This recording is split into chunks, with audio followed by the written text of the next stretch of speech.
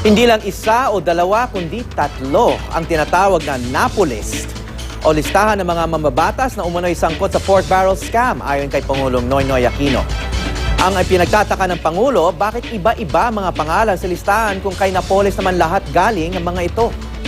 May news to go si Haji Rieta. Nakatakdang talakay ngayong araw sa isang caucus sa Senado na pinatawag ng Senate Blue Ribbon Committee ang Napoles o ang sinasabing listahan ni Janet Lim Napoles ng mga personalidad na sangkot sa pork barrel scam.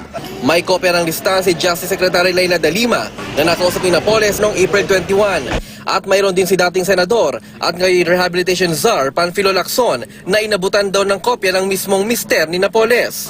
Pero ayon kay Pangulo Aquino, habang siya'y nasa Myanmar para sa ASEAN Summit, hindi lang dalawa kundi tatlo raw ang lista ni Napoles. Kaya naman maging ang Pangulo, tila nalilito na sa testimonya ni Napoles. Pag sinabi ko may discrepancy, yung number, nagpa-fluctuate eh. Yung unang lista pinadala sa akin, X number, sabihin natin. Yung next lista nakita ko, -3. Tapos yung binabanggit sa akin, parang +4. O di ba? Parang,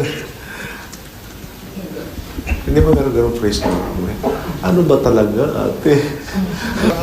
Sa tingin ng Pangulo, posibleng layong guluhin ng paiba-ibang mga testimonya ang issue para abutin ng 2 taon ang pagbeberipika nito kung kailan wala na sa pwesto ang mga sangkot na opisyal. Nagbabala naman si dating senador at ngayon rehabilitation czar Panfilo Lacson na posibleng makaapekto sa pambansang seguridad kung sa publiko ang lista ni Napoles. Sa pananaw ko, mayroong nakapaloob itong national security kasi baka mag-iba yung Senado pagka nalabas sa publiko. Kaninang pasado launa ng madaling araw, dumating ng Pangulo mula sa Myanmar kung saan siya dumalo sa ika-24 na ASEAN Summit.